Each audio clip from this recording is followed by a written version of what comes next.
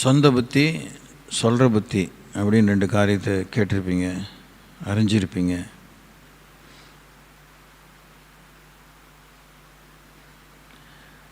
சில விஷயங்களில், பல விஷயங்களில் ரெண்டுமே மாறி மாறி.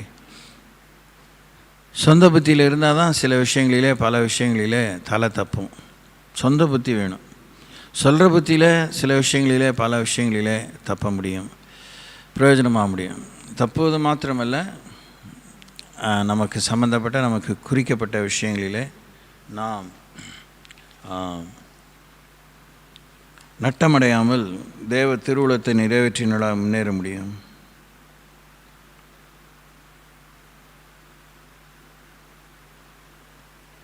ஆமாம்.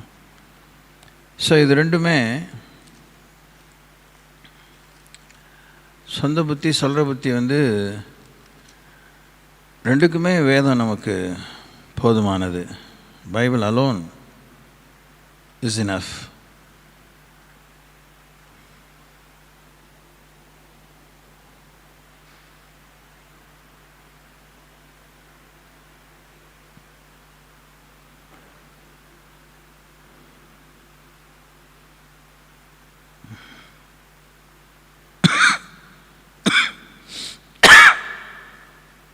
இப்பொழுது நாங்கள் பிரயோஜனமானங்களை தியானிக்க எங்களுக்கு உதவி செய்யுங்க. இயேசு நாமத்தினாலே பிதாவே. நாம் ஆவிக்குரிய ஓட்டத்தில் எப்படி நடந்துக்கணுங்கிற எச்சரிப்பை பற்றி பார்த்து முடித்தவனே, ஆவிக்குரிய ஓட்டத்தில் உணர்வை இழந்து விடக்கூடாது என்பதை 119 சங்கீதம் 34 வசனத்தை தலைப்பாய் கொண்டு எவைகளிலே உணர்வை இழந்து விடக்கூடாது என்று பார்க்க ஆரம்பித்தோம்.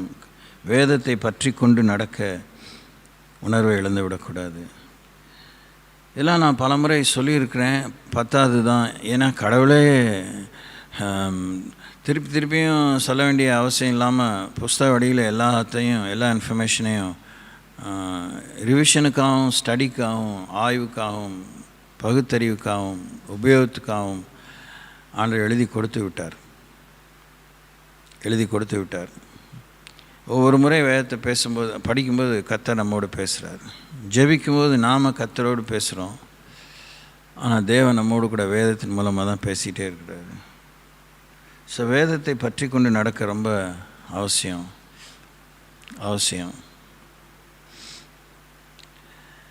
முடிவில்லா வாழ்வை பற்றி பேசிய தேவன் முடிவுள்ள ஒரு உலகத்தில் வச்சு முடிவில்லா வாழ்வுக்கு கொண்டு போகிறத பற்றியும் சொல்லியும் எழுதியும் வச்சுருக்கிறாரு. ஸோ இந்த உலகத்தில் எல்லாமே நிரந்தரம் கிடையாது என்பதை தத்துவ அளவில் மாத்திரம் புரிஞ்சு வச்சுக்கிறதுல எந்த பிரயோஜனம் கிடையாது. நடைமுறையில் அதை புரிஞ்சுக்கணும். அது ஒரு மெய்மையான விஷயம். It's very real. World is temporal. உலகம் அனித்தியமானது, வரையறைக்கு உட்பட்டது, நல்லதும் கெட்டதுமே. எல்லா தீமையும் தொடர்ந்துகிட்டே இருக்குன்னு சொல்ல முடியாது. All evil will have to come to an end. All things that seem to be good has to come to an end. ஆனால் தீமை நரகத்திலே தொடரும், நன்மை பரலோகத்திலே தொடரும். It's a place where God dwells. தேவன் சொன்னது புரிஞ்சிக்க இஷ்டப்படல, அடைய முடியல. இது இன்னொரு விஷயம் புரிஞ்சுக்கலாம். நம்ம சேர்ந்து, நான் அது சொல்லியிருக்கேன்னா எனக்கே ஞாபகம் இல்லை. இந்த பரலோகத்துக்கு யாரும் தானாக போகவே முடியாது. புரியுதுங்களா? அது இடம், அது நிலை, என்னவோ இருக்கட்டும்.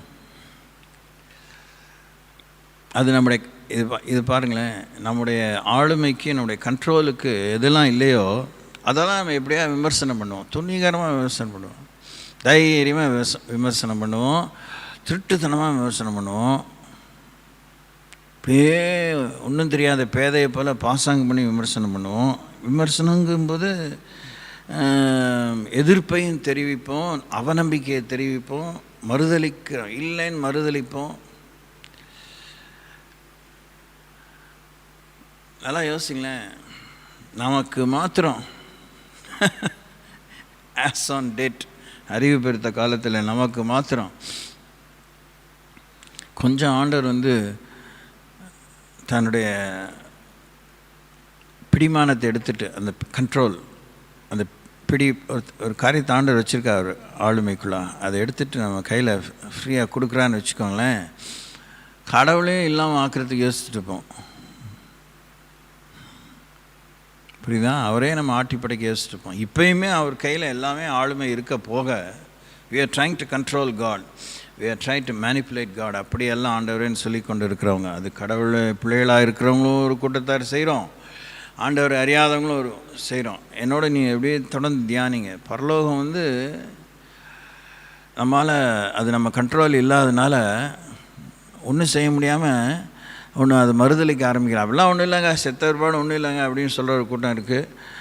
எப்படியோ போய் பார்த்தா தான் தெரியும் அது கருப்பா சேப்பா, அது உண்மையாக பொய்யா யாருக்கு தெரியும் இப்படின்னு ஒரு அங்கலாய்ப்பை சொல்லிகிட்டு இருக்கோம். இல்லை தலைவிதிங்க ஃபேட்டலிசம் அப்படின்னு ஏதாவது சொல்லி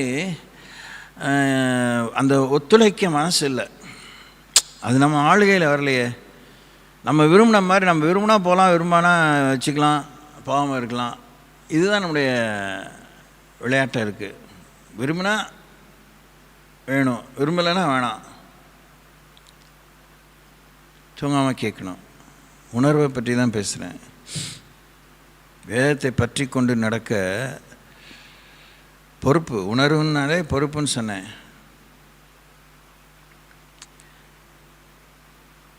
வேணும்னா வேணானா அப்படி நமக்கு தேவன் சொல்லிக் கொடுக்கல. நான் உனக்கு வேணும், நீ எனக்கு வேணும், உனக்கு இது வேணும், உனக்கு அது வேணாம், அது வேணாம், அவன் வேணாம், அவள் வேணாம், அந்த இடம் வேணாம், அந்த நிலை வேணாம், இந்த நிலை உனக்கு வேணும், இந்த காரியம் உனக்கு வேணும், உனக்கு குறித்த இந்த மனிதன் வேணும், இந்த மனுஷி வேணும். மரணம் ஜீவன்கிற பெரிய ஒரு 2 மாபெரும் பிரிவிலே, மெய்மை முழுமையாக மெய்மை நிறைந்த 2 பிரிவுகளிலே தேவன் எல்லாத்தையும் அடக்கிட்டார். உனக்கு மரணம் வேணாம், உனக்கு ஜீவன் தான் வேணும். நீ அதை தெரிஞ்சுக்கோ, நான் உனக்கு அதான் தெரிஞ்சு வச்சுருக்கேன். ஆனால் மரணம் வேணான்னு சொன்னாலும் மரணம் வந்து அதோடைய வேலையை செய்யும், ஜீவன் அதோடைய வேலையை செய்யும். ரெண்டுமே அதோடு ஈடுபாடு கொண்டிருந்தால் அது உபயோகமாக இருக்கும், ஈடுபாடு கொள்ளலைன்னா அது உபயோகமாக இருக்காது.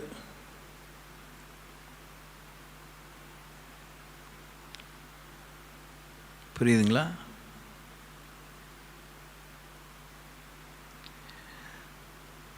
இப்போ நான் அந்த பீகாருக்கு போயிட்டு வந்தபோது பௌதி கயா, புத்த கயாங்கிற அந்த புத்த கயாங்கிறதெல்லாம் அங்கே சித்தார்த்தர் புத்தர், கௌதம புத்தர் ஞான திருஷ்டி அடைந்ததாக அவங்க நம்புகிறாங்க. அவர் ஃபஸ்ட்டு அந்த போதி மரத்துக்கீழே தான் தவம் இருந்தபோது அந்த புரிதல் ஏற்பட்டதாக அவங்க நம்புகிறாங்க. அந்த மரம் இப்போ இல்லை, ஆனால் அந்த மரம் இருக்குது. எப்படி இருக்குன்னா, அந்த ஒரிஜினல் மரம் வந்து இட்ஸ் டெட் அண்ட் கான். ஆனால் அந்த பெரிய யுத்தத்தில், அசோக சக்கரத்தினுடைய இறுதி யுத்தத்தில் அந்த போதி மரத்தை வந்து கலவரக்காரர்கள் அதை தொடர்ந்து அதை வெட்டி சாய்ச்சிட்டாங்க. அதனுடைய அடி வேற தான்.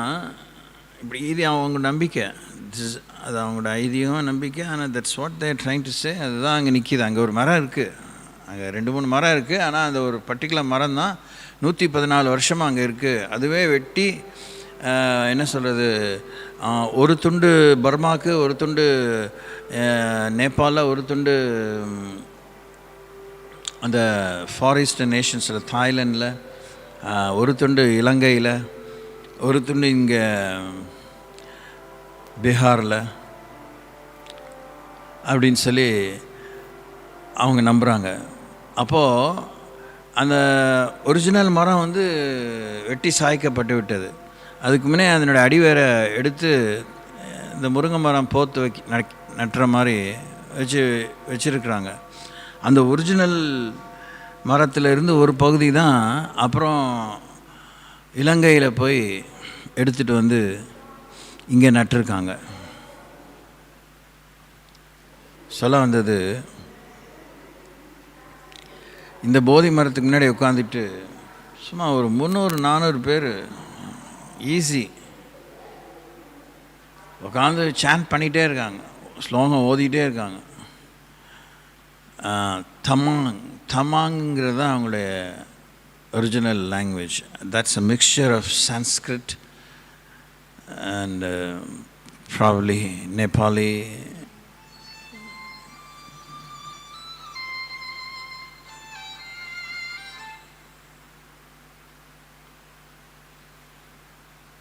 ஒரு நிமிஷம் சார், நான் கூட்டத்தில் இருக்கேன். இல்லை, ப்ரேயர் மீட்டிங்கில் இருக்கேன். சொல்லுங்கள், அப்புறம் சொல்கிறீங்களா இல்லை அவசரமா?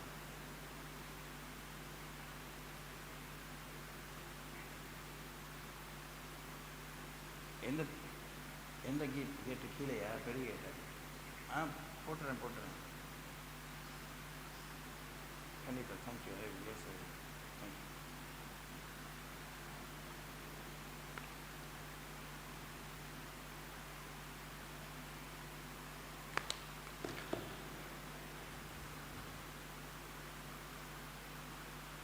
ஸோ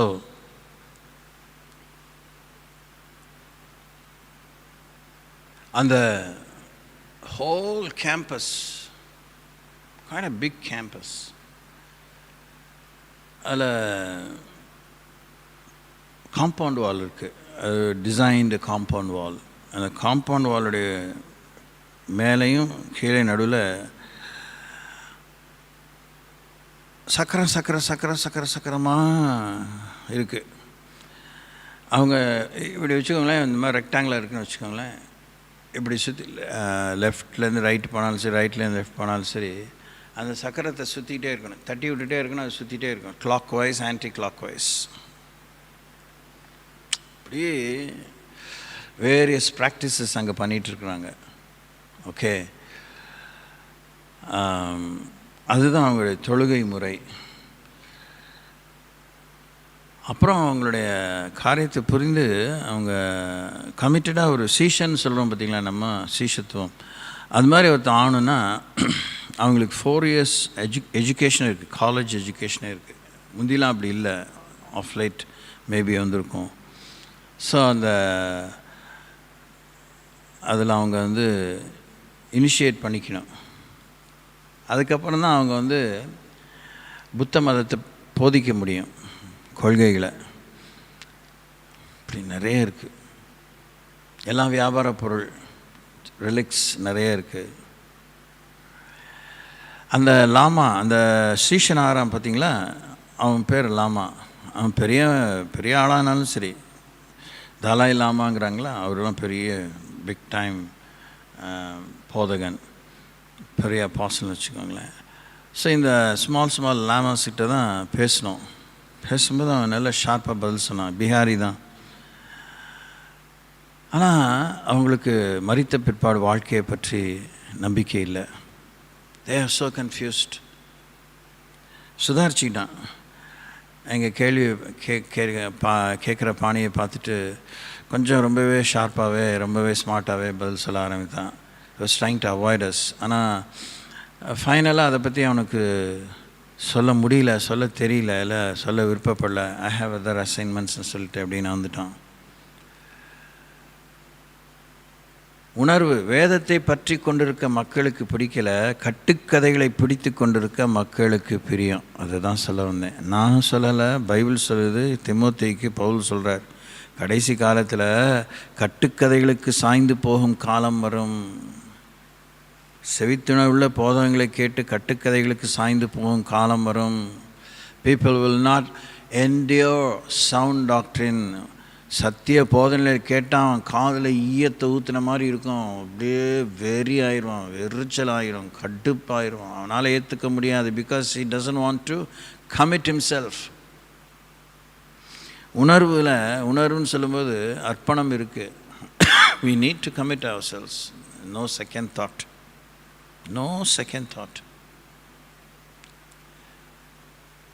கமிட்மெண்ட் தான் பிடிக்கல. ஆனால் ஒன்றும் இல்லாத விஷயத்துக்கு உயிரை கொடுத்து சரீரத்தை ஒடுக்கி ஒரு காவி, அது ஒரு மாதிரி கலரு, அது காவியும் இல்லை, அது மஞ்சளும் இல்லை, அது ப்ளூவும், அது மாதிரி ஒரு கலரு, அது மாதிரி ஒரு வெந்தயம் கலர் தான் ஏறக்குறைய, மேபி கொஞ்சம் அதுலேயுமே சாயம் முன்ன பின்ன, அந்த கலரில் தான் அந்த பொம்பளைங்களும் ஆம்பளைங்க எல்லாம் அதுங்க சாரி கட்டிக்குதுங்க. அது இதுங்களாம் வந்து ஒரு மாதிரி முழு துணியை சுற்றி வச்சுக்குதுங்க, பல விதத்தில் சுற்றி உடம்புல கட்டிக்குதுங்க, மொட்டை அடிச்சுக்குதுங்க, முடியை வளர்த்துக்குதுங்க, மாதிரிலாம் இருக்குது. ஒரு சாரார் அப்படி இருக்காங்க, ஒவ்வொருத்தரும் ஒவ்வொரு சாரார் அப்படி தான் இருக்கிறாங்க. பாவத்தை விட, தேவன் சொல்ல ஆலோசனை விட, அவர் விரும்புகிற நிலையை அடைய யாருக்கும் பிடிக்கல. நீ சொல்கிறத நான் கேட்காத, எனக்கு எது அதில் அதுதான் சொல்ல வந்தது. அந்த அளவுக்கு எனக்கு ஸ்ட்ரகிள் இருக்குது. அவன்கிட்ட கேட்கும்போது சொல்கிறான், 4-5 கொள்கை இருக்குது, ஆனால் நீ விரும்பின மாதிரி நடந்துக்கலாம், உனக்கு ஃபுல் ஃப்ரீடம் இருக்குது. ஆனால் நீ தீங்கு செய்யக்கூடாது, நீ கொலை செய்யக்கூடாது, இப்படி சில சன்மார்க்க விஷயம் இருக்குது. அது என்னுடைய செல்ஃபோனில் இருக்குது. இந்த செல்ஃபோனில் இருக்கா, எனக்கு திருப்பி சிஸ்டத்தில் இருக்கான்னு தெரில. ஸோ அப்படி அவங்களே ஒரு வரையறையை வச்சுக்கிறாங்க. சரிங்க, இப்படி நம்புறீங்க, முடிவில்லா வாழ்க்கையை பற்றி உங்களுக்கு என்ன? முடிவில் இருக்கிற வரைக்கும் இந்த மாதிரி சன்மார்க்கமாக இருந்துட்டு போக வேண்டியதுதான். அவனுக்கு அதுக்கப்புறம் சொல்ல, அவங்களே புத்த மதத்திலேயே நம்பிக்கைகள் மாறிட்டு வருதுன்னு சொல்கிறாங்க. அது how far it is true and notன்னு தெரியல.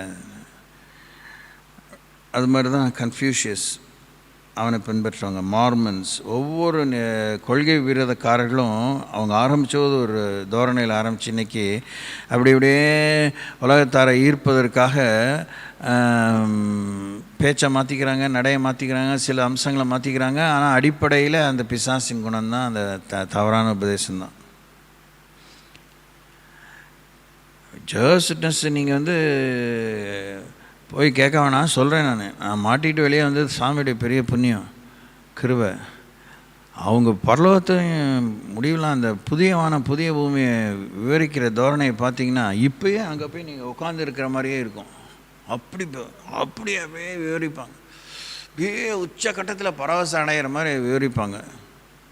ஆனால் இருக்கிறதுலே ஒரு மட்டமான பொறுக்கித்தனமான ஒரு கூட்டம் அதுதான். ரொம்ப வஞ்சகமான கூட்டம், ஒன்றும் சொல்கிறதுக்கே இல்லை. ஆனால் நல்ல வேஷம் போடுற ஒரு கூட்டம், வாயில் எப்பயுமே வசனம்தான். அந்த மாதிரிலாம் நம்மளால் இருக்கவே முடியாது, இருந்ததே கிடையாது. நம்ம அந்த மாதிரி சரித்திரமே இல்லை, பெந்தகோஸ்து சபை இல்லை. எடுத்தோடனே வசனங்கள். ஒரு நேரத்துக்குள்ளே, ஒரு 5 நிமிஷத்துக்குள்ளே 50 வசனம் சொல்லுவாங்க. வசனம்தான் இந்த நியூ வேர்ல்ட் டிரான்ஸ்லேஷன். ஆனால் லைஃப் வந்து செம்ம ஓட்டை, மிரட்டல், உருட்டல், most manipulated religion cult is Jehovah's witnesses. வேதத்தை பற்றி கொண்டு நடக்க நமக்கு உணர்வு தேவை. நம்ம இதை சாஸ்திரத்தில் இலையில் உப்பு வச்ச மாதிரி, ஊறுகாய் வச்ச மாதிரி தான் யூஸ் பண்ணிக்கிறோம். It is not the main course of a meal.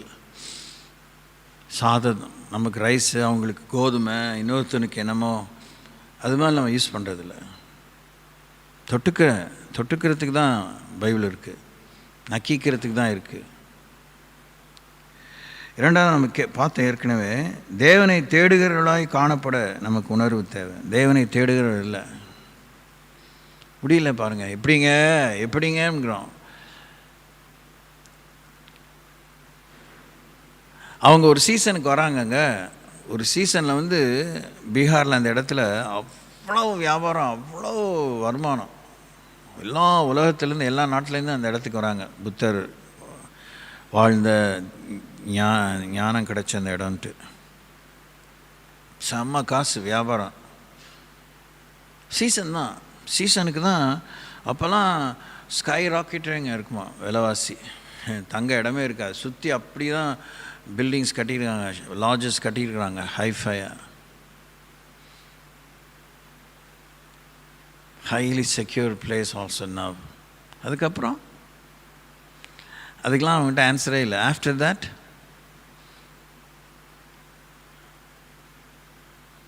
ஆனால் கர்த்தர் நமக்கு எப்படி சொல்லி கொடுத்துருக்காரு? ஜெப வாழ்வு அனுதினமும், உபவாசம் அவசியப்படும் எல்லா நேரமும், துதி ஆராதனை எப்பொழுதும். It is not a seasonal fits. இப்போ நம்ம 40 நாள் தெரிஞ்சிருக்கோம், 40 நாள் முடிஞ்சோன்னா அவுத்து விட்ருவோம். அப்பா 40 days நாங்கள் ஜெபம் பண்ணோம், ரொம்ப டயர்டாகிட்டோம், லெட்ஸ் டேக் 40 days லீவ். நம்மளும் அப்படி தான் போயிட்டோம். நமக்கு ஆண்டவர் சொல்லி கொடுக்குற அவரை பின்பற்றும் விஷயம்லாம் உயிர் நாடி தான். உயிர் நாடியை போல் டெய்லி என்னோடு நீ என் வார்த்தைகளை உட்கொள்ள வேண்டும், என்னோடு பேச வேண்டும், என்னை நீ சுவாசிக்க வேண்டும், என்னை நீ காண வேண்டும், என்னை நீ மகிமைப்படுத்த வேண்டும், என்னிலே நீ பலமடைய வேண்டும், என்னாலே நீ நிறைய வேண்டும். நம்ம அதை நினைக்கிறோம் சந்நியாசம்னு. சந்நியாசம் நினச்சவன் சீசனுக்கு தான் சந்நியாசமாக இருக்கிறான். இன்றைக்கெலாம் பார்த்தீங்கன்னா வேடிக்கையாக இருக்குது. அந்த பட்னா ஏர்போர்ட்டில் எல்லாம் மாடர்னைஸ் ஆகிடுச்சா, எல்லார் கையிலையும் செல்ஃபோனுங்க. நான் நினச்சேன், நாங்கள் திருப்பி வந்தோன்னே பேசிக்கிட்டோம், அவன் கையில் செல்ஃபோன் போயிடுச்சு, அவன் எப்படி தியானம் பண்ணுவான்? அவன் என்ன தியானம் பண்ணுவான்? அவனுக்கு சாமிக்கு அவன் நம்புகிற நம்பிக்கைக்கு தான் வெளிச்சம். எல்லோரும் இயர்ஃபோனு. இந்த லாமாஸ் தான், இந்த புத்த பிட்சுகளுக்கு தான் எல்லாம் இயர்ஃபோனும் செல்ஃபோனும் அது இதுவும் வச்சுருக்காங்க. What a shame. என்ன மாதிரி கண்ணியில் கொண்டு போயிட்டான் பிசாசு. அவன் ப்ரைவேட் டைமில் அவன் எப்படி இருப்பான்? How will he B, what will he be doing?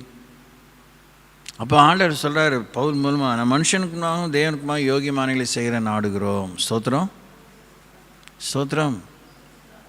So within the private quarters அவங்க எப்படி இருக்கிறாங்க, பப்ளிக்கில் அவங்க எப்படி இருக்கிறாங்க, இதை தேவன் அவங்க புத்தர் பார்ப்பாரா? புத்தருக்கு வெவ்வேறு விதமான சிலையை வடிக்கிறாங்க, படுத்திருக்கிற மாதிரி, உட்காந்துருக்கிற மாதிரி, என்னென்னத்தையோ பண்ணி வச்சுருக்காங்க, அநியாயம் பண்ணுறாங்க. தேவனை தேடுகிறவர்களாய் காணப்பட புத்தர் வெளிப்படுவாரா? அந்த எல்லா தவத்துக்கும், அந்த கடினமான தவத்துக்கு, நான் போபாலேருந்து 120 kilometers, அது லெஸ் தேன் தட், ஒரு அங்கே தான் சாஞ்சி ஸ்தூப்பா இருக்குது. புத்தருடைய போதனை எல்லாம் பெரிய 2 தூணில் நல்ல ஒரு மாதிரி டிசைனான கல்வெட்டில் பிரமாதமாக எழுதியிருக்காது. சுற்றி அது ஒரு மலை, ஏறக்கூடிய மலை, ஏற முடியும், அது படியெலாம் வேறு இருக்குது. அங்கே வந்து நாயா பேயா கிடக்கிறாங்க.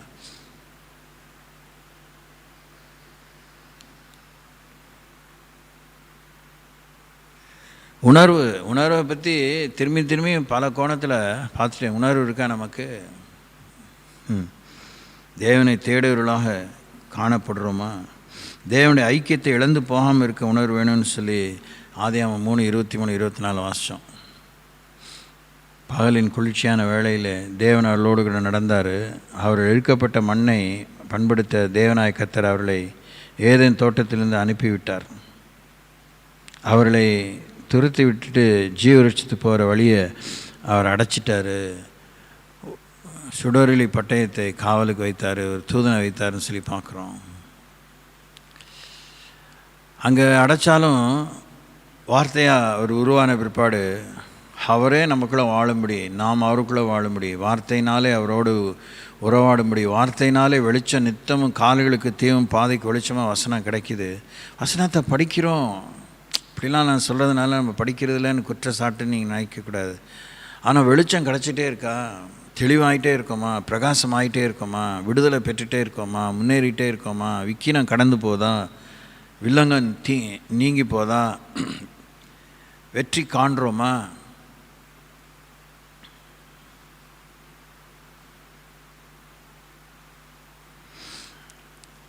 அதான் கள்ளத்திமே ஆனால் கஷாயம் குடித்து கரைச்சிருவேங்கிற மாதிரி தான் நடந்துக்கிறோம். ஆமாவா? அன்னைக்கு கூட சகோதரி சொல்லிச்சு, ஐஸ்கிரீம் சாப்பிட்டுட்டா திரிக்கடுகு சூர்ணத்தை சாப்பிட்டா அது முறிச்சிடும், சளி பிடிக்காதுன்னு. அப்படி தான் என் புத்தி எப்படி இருக்குது? ஐஸ்கிரீம் உனக்கு ஒத்துக்காதியா, என்றைக்குமே ஒதுக்குன்னா இல்லை அது எப்படிங்க ஒதுக்கி வாழ்கிறது, இது எப்படிங்க ஒதுக்கி வாழ்கிறது, இது எப்படிங்க விடாமல் சாப்பிடாமல், இது எப்படிங்க பார்க்காம, இது எப்படிங்க போகாமல், இது எப்படிங்க செய்யாமல் இருக்க முடியுன்ட்டு ஒவ்வொன்றுக்கும் ஒரு கஷாயத்தையும் ஒரு துவையிலையும் என்னத்தையோ ஆல்டர்னேட்டிவ் தெரிஞ்சு வச்சுருக்கோம். அப்போ மேட்ரு என்னென்னா, மருந்து கண்டுபிடிச்சது இல்லை, பாவத்தை விடுறதுக்கு மனசில் அதுக்கு ஒரு மருந்து கண்டுபிடிக்கிறோம். ஆமாவா? கோபமாக இருக்கீங்கன்னு நினைக்கிறேன், அதுக்கு ஒரு ஸ்லோகம், அதுக்கு ஒரு தியாகம். ஆமாவா? எல்லார் கையிலையும் ஜோமாலை மாதிரி அந்த புத்த பிட்சைகள் வரவன் போகிறவன் கையிலெல்லாம் அந்த இது இருக்குது, அது உருட்டிகிட்டே போயிட்டே இருக்கான். உருட்டி உருட்டி உருட்டி உருட்டி இது காப்பு காய்ச்சிடுமான்னு தெரில. இது காப்பு காய்ச்சாலும் பரவாயில்ல, நான் கோவத்தை விட மாட்டேன், அப்படியே அமைதியே எரிமையிலாக இருப்பானா என்னன்னு தெரில. ஆனால் அவங்களுடைய சன்மார்க்கம் ரொம்ப சவாலான ஒரு விஷயந்தான். சில விஷயத்தில் அந்த மாதிரிலாம் ஏமாந்து போயிடக்கூடாது. கொசுக்களை வடிகட்டி ஒட்டகத்தை விழுங்குகிற விஷயம், எல்லோரும் அதை பற்றி ரொம்ப ஜாக்கிரதையாக இருப்போம். கொசுக்களை வடிகட்டி ஒட்டகத்தை விழுங்குறவங்க.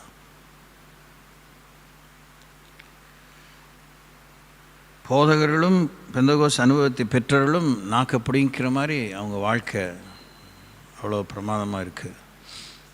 ஆனால் அவங்க கொசுக்களை வடிகட்டி ஒட்டகத்தை விழுங்குறாங்க.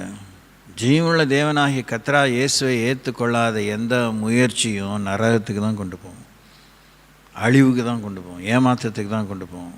அது நம்மளை உணர்வற்றவளாய் மாற்றிவிடும். அது போலி உணர்வை கொடுக்கிறது, போலி சமாதானத்தை கொடுக்கிறது, போலி திருப்தியை கொடுக்கிறது. அவங்களுக்குள்ளேயும் வயலன்ஸ் இருக்கக்கூடாதுங்கிறாங்க, வன்முறை இருக்கக்கூடாதுங்கிறாங்க. ஆனால் அவங்க எவ்வளோ வயலண்ட்டாக கொண்டுடுறாங்க. அவங்களுக்குள்ளே நடக்கிறது உலகத்துக்கு பெரிய அளவில் தெரிய வரதில்லையே. பெரும் அளவு புத்த மதத்தை தழுவின சீனர்கள் கொலகாரங்களாக தானே இருக்கானுங்க, கழுத்து இருக்கிறவங்களாக தானே இருக்கானுங்க. திங்க். இன்றைக்கி யோசிப்போம். 3ஆம் அதிகாரம் 8ஆம் வசனம், ஆதியாகமம் 3ஆம் அதிகாரம் 8ஆம் வசனம். என்ன உணர்வு? தேவனுடைய மெல்லிய சத்தத்தை கேட்பதற்கு. அப்பொழுது தேவனாய் கர்த்தர் ஆதாமை கூப்பிட்டு, நீ எங்கே இருக்கிறாய்? இல்லை, பகலின் குளிர்ச்சியான வேளையிலே தோட்டத்தில் உலாகுற தேவனாய் கர்த்தருடைய சத்தத்தை அவர்கள் கேட்டார்கள். அப்பொழுது ஆதாமும் அவன் மனைவியும் தேவனாய் கர்த்தருடைய சந்நிதிக்கு விலகி தோட்டத்தின் விருட்சங்களுக்குள்ளே ஒளித்து கொண்டார்கள். நீங்கள் கர்த்தருடைய சத்தத்தை கேட்க விரும்புகிறீங்களா? ஆமாம்பிங்க. எல்லோரும் தான் ஆமான்னு சொல்லுவோம். கர்த்தருடைய சத்தம் கேட்கணும் கேட்கக்கூடாதுங்கிற மாதிரி இல்லாமே இந்த மாதிரி ஒரு பெரிய கெடுபடியே இல்லாமல் ரொம்ப சாதாரணமாகவே டெய்லி அந்த பாவம் ஏற்படுறதுக்கு முன்னாடி அவங்க நல்லா தான் இருந்தாங்க. கர்த்தர் உலாவினார், பேசினார், போனார், வந்தார், கொண்டாங்க, நட்புறவில் இருந்தாங்க. அவங்கள கர்த்தருடைய மகிமை மூடி இருந்தது, அவங்க நிர்வாணிகளுக்கு உணர்வு இல்லை. ஆனால் இப்போ என்னமோ புதுசாக நேற்றுக்கு இது வரைக்கும் கேட்காத மாதிரி கர்த்தர் பேசின சத்தத்தை கேட்குற மாதிரி அவங்க யோசித்து கர்த்தருடைய சத்தத்தை கேட்கும்போது அவங்க ஒளித்து கொண்டார்கள்.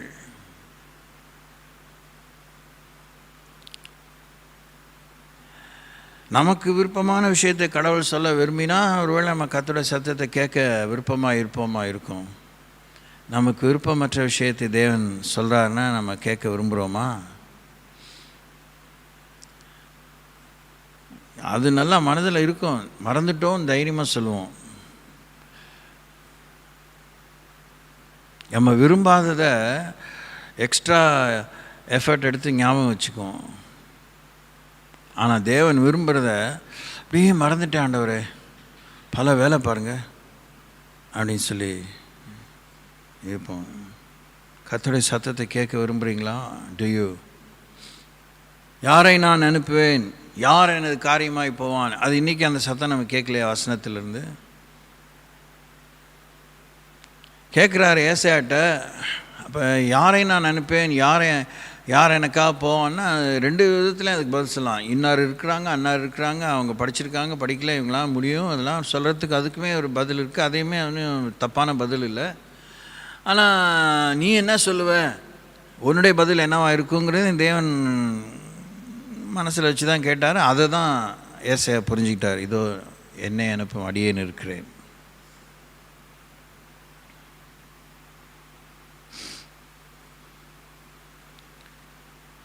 பராக்கிரமசாலியே கர்த்தர் நோடு கூட இருக்கிறார் கர்த்தர் சொன்னால் நம்ம என்ன நினைப்போம்?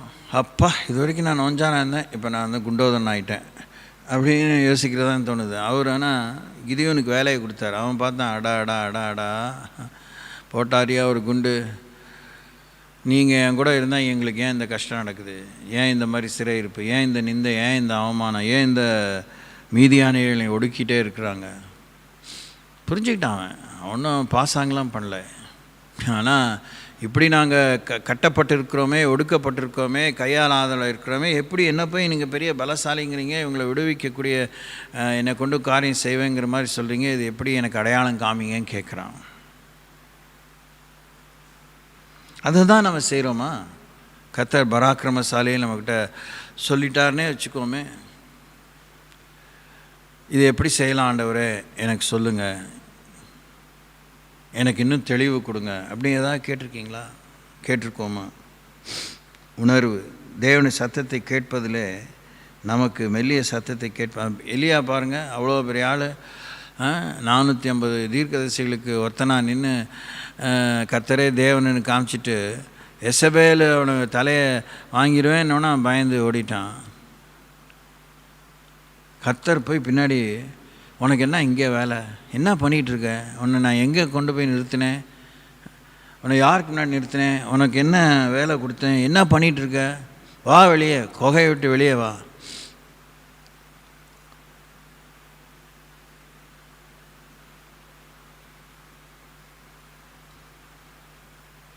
ஏங்க இதெல்லாம் கடவுளங்களோட இது இன்றைக்கி தான் சொல்கிறேன் நான் உங்களுக்கு, இல்லை இன்றைக்கி தான் நீங்கள் இதுக்கு நான் தான் சொல்லி தான் கேட்கணுமா? நீங்களே வசனத்தை வாசிக்காது உங்கள் வாழ்க்கையில் அந்த சத்தத்தை கேட்டது இல்லையா? டிவிலேயோ இல்லை வேறு ஊழியர்கள் மூலமாக நீங்கள் கேட்டது இல்லையா? என்ன பண்ணிகிட்ருக்கீங்க? என்ன பண்ணிகிட்ருக்கோம்?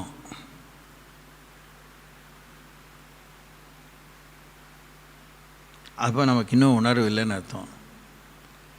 நம்ம என்னத்தையோ கேட்க விரும்புகிறோம்.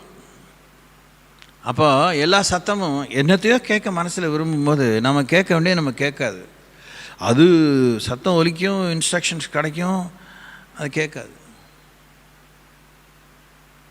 நம்ம எதுக்கு மனசு விருப்பப்படுதோ அதுக்கு நம்ம செவி சாய்த்து கையை தட்டிகிட்டு இருப்போம், காலை ஆட்டிகிட்டு இருப்போம், தலையாட்டிகிட்டு இருப்போம், அப்படியே லைட்டாக ஓரமாக சாய்ச்சி செவி சாய்த்து கேட்டுட்ருப்போம்.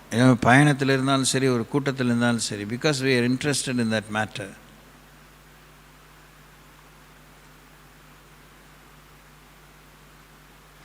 அப்போ நீங்கள் யோசிங்க, நம்ம உண்மையாகவே இப்போ கர்த்தருடைய சத்தத்தை கேட்க விரும்புகிறோமா? நம்ம என்ன நினைக்கிறோம், அதில் ஏதாவது பொடி இருக்கும், ஏதாவது ஒன்று வச்சுருப்பார், சொல்லிட்டா கேட்டுட்டா செய்யணும், ஏதாவது ரெஸ்பாண்ட் பண்ணணும்.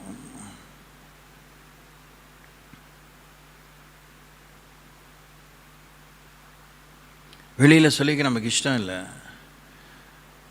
கடவுளே பார்க்க அவங்க இஷ்டப்படலையே, அந்த சத்தத்தை கேட்டு ஒழிச்சிட்டாங்களே, ஒழிஞ்சிக்கிறோம். ஆமாவா? சில விஷயம் நமக்கு தெரிஞ்சிருச்சு, யாரோ அதை பற்றி கேட்குறாங்க, உடனே எனக்கு தெரியாது, எனக்கு தெரியும், அந்த இடத்துல அப்படி நான் வந்துடுவோம், ஏதோ நம்மளும் மாட்டிக்க போகிறோம் அப்படின்னு. we want to escape, we want to stay away, we want to hide ourselves.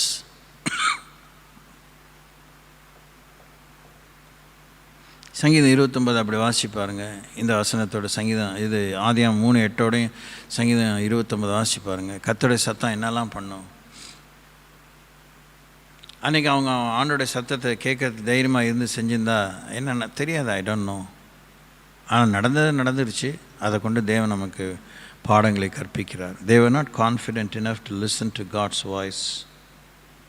இப்போ தான் திரும்பி கேட்குற, ஆனந்தமே நீ எங்கே இருக்கிறாய், தெரியாத ஆண்டவருக்கு அவன் எங்கே இருக்கான்னு.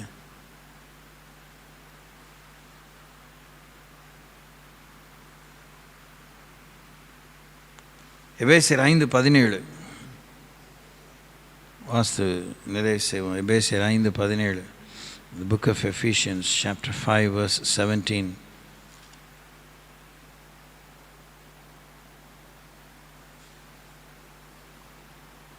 ஆகையால் நீங்கள் மதியற்றவளாய் இராமல் கர்த்தருடைய சித்தம் இன்னதென்று உணர்ந்து கொள்ளுங்கள். கர்த்தருடைய சித்தம் இன்னதென்று உணர்ந்து கொள்ளுங்கள். ஏங்க இத்தனை முறை பல இடங்களில் ஆண்டவர் இது சொல்லிகிட்டே இருக்கார். அவரே வந்து பூமியிலையும் அதையும் சொல்லிகிட்டு இருக்கார். வந்துட்டு போனோன்னு ஆவியார் மூலமாக சொல்கிறார். அவர் வராத காலத்தில் தீர்க்கதரிசி மூலமாக சொல்கிறார். ஆசாரியர்கள், ராஜாக்கள், கோத்திர பிதாக்கள், நியாயாதிபதிகள் மூலமாக சொல்கிறாரு. அவருடைய சித்தத்தை தான் தேவன் வலியுறுத்திக்கிட்டே இருக்கார்.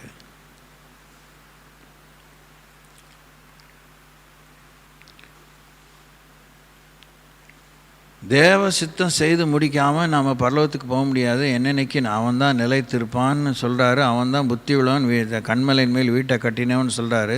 இதுக்கு மேலே நமக்கு என்ன வெளிப்பாடு வேண்டியிருக்கு? இதுக்கு மேலே என்ன நமக்கு புரிதல் வேண்டியிருக்கு? உலகமும் அதன் இச்சையும் ஒளிந்து போகும். கர்த்தருடைய சித்தத்தை செய்பவனே என்னென்னைக்கு நிலைத்திருப்பான். The will of God alone will stand the test of time. அந்த சித்தத்தை அறிவதுக்கு தான் 2 பேரில் நாம் இந்த மாதிரி ஒரு ஆயத்தம் கொள்ளணும்னு சொல்கிறாரு. என்ன சொல்கிறாரு? இச்சைனால் உலகத்தில் உண்டான கேட்டுக்கு தப்பி திவ்ய சுவாபத்துக்கு பங்குள்ளாம் பொருட்டு அவர் நமக்கு மகா மேன்மை மறைமையான வாக்குத்தத்தங்களை கொடுத்துருக்கிறார். இப்படி இருக்க நம்ம அதிக ஜாக்கிரதை உள்ளவர்களாய், ஜாக்கிரதையோட விசுவாசம், விசுவாசத்தோட தைரியம், தைரியத்தோட ஞானம், ஞானத்தோட இச்சையடக்கம், இச்சையடக்கத்தோட பொறுமை, பொறுமையோட தேவபக்தி, தேவபக்தியோட சகோதர ஸ்நேகம், சகோதர ஸ்நேகத்தோட அன்பு, இதெல்லாம் நமக்கு கூட்டி வழங்கணும். இதெல்லாம் உண்டாயிருந்து பெருகினால் நம்மை கர்த்தராகிய இயேசு கிறிஸ்துவை அறிகிற அறிவிலே வீணரும் கனியற்றவருமாய் இருக்க ஒட்டாது. இவைகள் இல்லாதவன் எவனோ அவன் முன் செய்த பாவங்கள் அற தான் சுத்திகரிக்கப்பட்டதை மறந்து கண் சொறி போன குருடனாக இருக்கிறான். இப்போ நம்ம எவ்வளோ இடங்களில் இருக்கக்கூடாத நிலையில் இருக்கிறோம், இருக்கக்கூடாத இடங்களில் இருக்கோம், இருக்கக்கூடாத ஐக்கியத்தில் இருக்கிறோம், இருக்கக்கூடாத வேலையை பண்ணிகிட்ருக்கோம், இருக்கக்கூடாத யோசனை ஓடிட்டுருக்கு. கனி இல்லாமல் போகுது, கனி கெட்டு போகுது, ஊசி போகுது, அது கரண்டிகிட்டு இருக்கு. வயலிலையோ இல்லை குழிமுசல்களோ குள்ள நரிகளோ இல்லை ஓட்டலியோ இல்லை இது அணிலோ பயிரை சேதப்படுத்துகிறது, வெள்ளாண்மையை கெடுக்கிறது.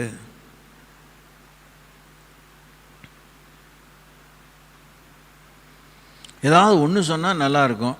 அதில் என்ன ஜாக்கிரதையோட விசுவாசம், அதோட இது எத்தனை தான் நான் சேர்ந்து இது பண்ணுறது அப்படின்னு ஒரு பெரிய சலிப்பு, என்னமோ மலையை பேக்கிற மாதிரி.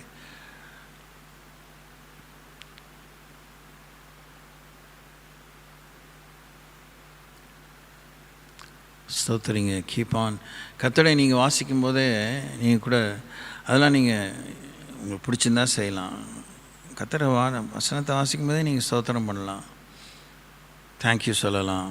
ஓ this is wonderful lord, you are talking to me. இப்படிலாம் நீங்கள் பர்சனலாக ரெஸ்பாண்ட் பண்ணலாம். அப்போ தான் நீங்கள் படிக்கிறது 10 வாசிச்சா அது 1வது மனசில் நிற்கும்.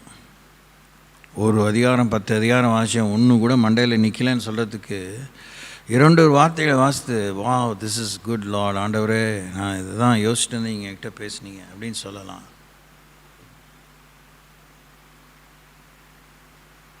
கர்த்தருடைய சித்தம் என்னதென்று உணர்ந்து கொள்ளணும். நாம் மதியற்றவளாய் இல்லாமல் கவனமாய் நடந்து கொள்ள பார்த்து அப்படின்னு அது பேசல வாசிக்கிறோம்.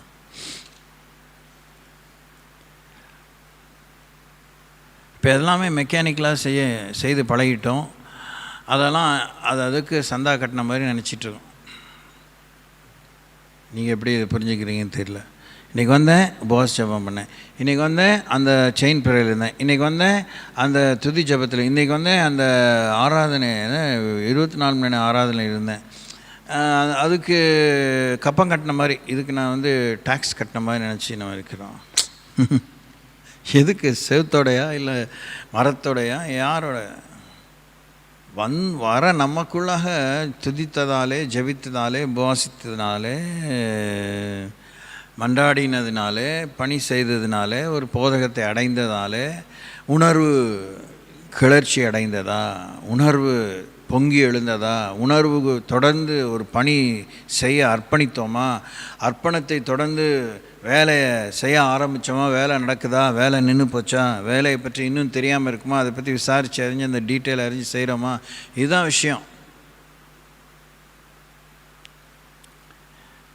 நான் இப்படி கூட புரிஞ்சுக்கிறேன், எனக்கு தெரியல, எனக்கு புரிதல் சரியாக இருக்குமா என்னன்னு தெரியல. அவன் செய்கிற ஜபம்லாம், இந்தா கோடாக்கடி தூதரில் உங்களுக்கெல்லாம் வேலை வைக்கிறேன், போங்க அங்கங்கே போங்க, இந்த ஸ்தோத்திரத்தெல்லாம் மதித்து, இந்த ஜபத்தெல்லாம் மதித்து போய் அந்தந்த பிரச்சனையில் இருக்கவங்களுக்கெல்லாம் விடுதலை கொடுங்க, நாங்கள் இங்கேருந்து இதெல்லாம் செஞ்சு உங்களை அனுப்ப தான் முடியும் அப்படிங்கிற மாதிரி நம்ம நினைக்கிறோம். வேலை எங்கேயுமே நடக்கலை. தூதர்களுக்கு ஆண்டவர் வேலை கொடுத்துருக்காரு. நம்ம தேவனுடைய சித்தத்தை செய்தால் தூதர்களை ஒருத்தன் என்ன, ஒரு கூட்டமே நம்ம கூட இருக்கும். ஆனால் அந்த அளவுக்கு இன்னும் நம்ம தேவ சித்தத்தை புரிஞ்சிக்கல. கடைசியில் விடிய விடிய ராமாயணம் கேட்டு சீதைக்கு ராமசித்தம், தேவ சித்தம்னா என்ன, எது சித்தம் அப்படின்னு கேட்பீங்க. அவ்வளோதான், அஸ்திபாரமே நிர்மூலம் ஆகிற மாதிரி இருக்கும். இவ்வளோ வருஷம் போதத்தை கேட்டுட்டு இயேசு நாமம்னா என்னன்னு கேட்டால் எப்படி இருக்கும்? அவன் வந்து உஷா மிஷின் நினச்சிட்டு இருக்கான் இன்னும் வட இந்தியாவில். நம்ம வந்து ஏசு மசினா உஷா மிஷினை பற்றி தான் சொல்கிறான் போல இருக்குது. ஏன்னா மிஷினே காணும், எங்கே நூலையே காணும், எங்கே துணியே காணும் அப்படின்னு பார்த்துட்டு இருப்பான். அவன் மிஷின் தான் மைண்டில் ஆகிடுச்சு. அவனுக்கு இயேசு மசி அவர் மேசியாக அனுப்பப்பட்டவருங்கிறது இன்னும் அவனுக்கு தெளிவுபடுத்த வேண்டியிருக்கு. இப்போ இதெல்லாம் எங்களுக்கு தெரிஞ்சிருச்சு, எங்கள் சின்ன குழந்தைங்களுக்கு சொல்கிற மாதிரி எங்களுக்கு சொல்லிகிட்டு இருக்கீங்க, நீங்கள் கேட்குற மாதிரி இருக்குது. ரைட்டு, நீங்கள் எல்லாம் டாக்டரேட்டு தான், ஆனால் வேலை ஆகுதா? மாணவர்களை எழுப்பினீங்களா? மணிமணியாக மார்க் வாங்கி, மார்க் மாத்திரம் இல்லை, இன்டர்வியூவில் பாஸ் பண்ணி வேலையை ஒரு ஃபேக்ட்ரிக்கு அவசியமான சிப்பந்திகளாக turners, fitters, machinist, welders, managers, team leaders அப்படி யாராவது எழுப்பியிருக்கீங்களா? அதான் விஷயம். ஸ்தோத்திரிப்போம், கண்களை மூடுவோம், யோசிங்க.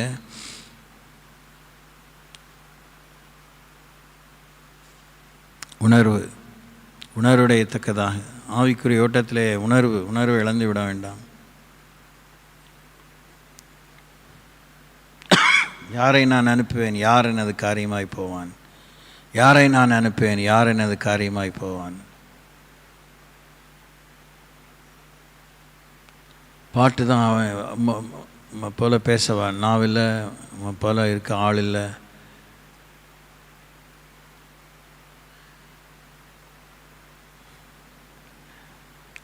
போ அல்லது அனுப்புன்னு மிகுந்த போராட்டத்துக்கு பின்னே மக்கள் எழும்ப மாட்டேங்கிறாங்கங்கிறதுனால அனுப்புங்கிற வார்த்தையை மிஷன்ஸில் சேர்த்ததாக நான் அறிகிறேன்.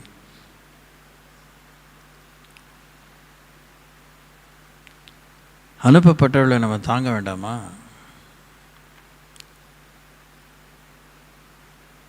காசு மாத்திரம் ஆத்மாவை ரட்சிச்சிருமா?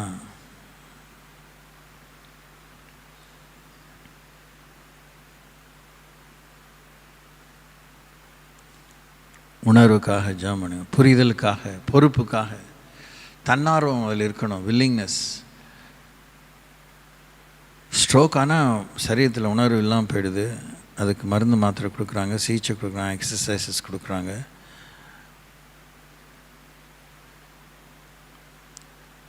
ஸ்தோத்திரிங்க.